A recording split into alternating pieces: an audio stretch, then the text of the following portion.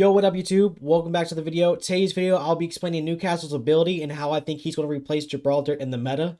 Now, we don't know how his abilities work 100%, but we know how his abilities work enough to determine how he's going to affect the meta. So hopefully you guys enjoy the video.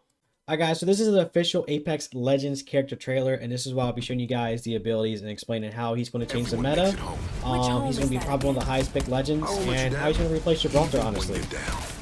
He can use his So right here, as y'all see, he's a big dude. He's almost the same size as Gibraltar, so he is getting the fortified perk.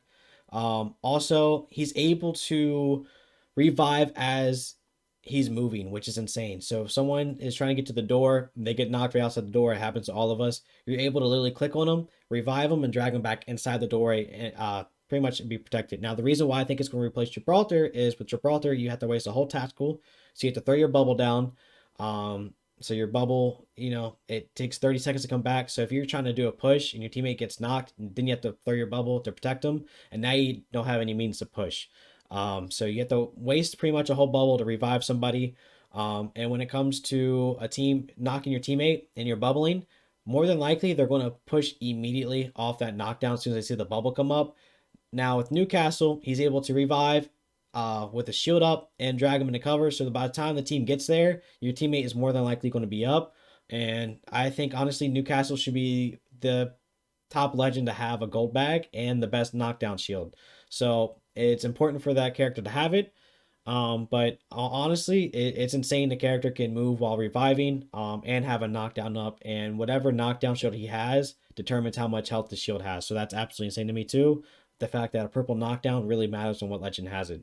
So to move forward, I'm gonna skip forward some to this part right here. Don't let his dance moves fool you. A big thing with Gibraltar and how he's so big into the meta, so big in tournaments, is the fact that you can throw bubble to rotate. Throw bubble to rotate so you don't take any damage. You can push forward with the bubble.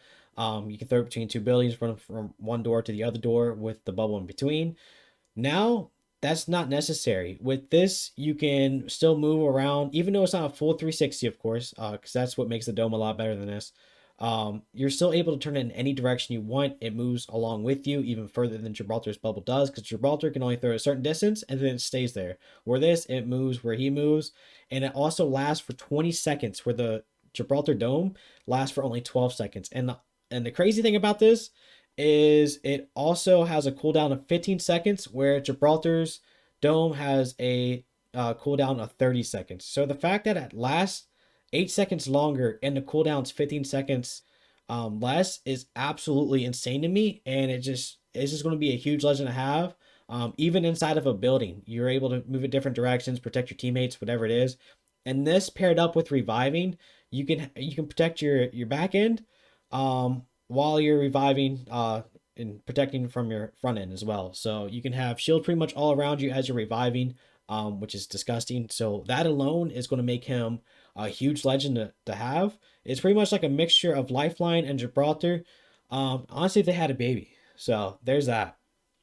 All right, so to move forward, pretty much, see, it's absolutely insane. It just moves with them. The last thing I want to show is pretty much his ult. So his ult kind of reminds me of a Octane jump pad. You take Octane jump pad and land on the building. It's extremely fast. You're able to boost up on top of a building. So it's huge on hurry up and taking height. Like if you have a Horizon team, even a Pathfinder grappling in, or even Octane, I think will probably be back in the meta now. Now that a whole team can just jump right on top of you and be protected immediately.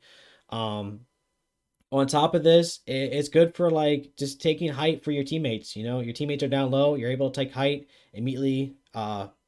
Be protected is absolutely insane. So taking height like on like walls and stuff like that, where there's not that much cover, now you can make cover and take it immediately, is absolutely insane. The only difference between this and Gibraltar is Gibraltar's ult, of course, does damage, and Gibraltar's ult can actually counter Newcastle's ult, of course, since it doesn't protect above like Gibraltar's dome. So do I think he's going to 100% replace Gibraltar? Not necessarily, but he is going to replace a lot of Gibby mains, or just Gibby like for ranked, because a lot of people use Gibby simply for his rotation of his bubble. A lot of people really don't use Gibby for his ult. That's not what comes first into mind when you think of Gibraltar. So you will see a lot more Newcastles than Gibraltar now. You'll probably see a lot of Newcastles with Gibraltars, though. I'm not saying Gibraltar's going to be completely out of the meta. It's probably going to be a Newcastle, Gibraltar, Valkyrie. Or honestly, Newcastle, Gibraltar, Caustic sounds disgusting to me. But you'll see a lot more Newcastles than you see other legends like Seer, Mad Maggie. You'll see a lot of Newcastle. I don't think he's going to go away anytime soon. Yo, hopefully you guys enjoyed the video. Now, in the comments below, let me know what y'all think about Newcastle. Do you think he's going to 100% replace Gibraltar? Do you think he's going to be one of the best legends in the game? And do you think he's going to be a part of the meta? Let me know in the comments below what y'all think. Give me y'all's feedback, and I'll see you guys next season for some Newcastle gameplay.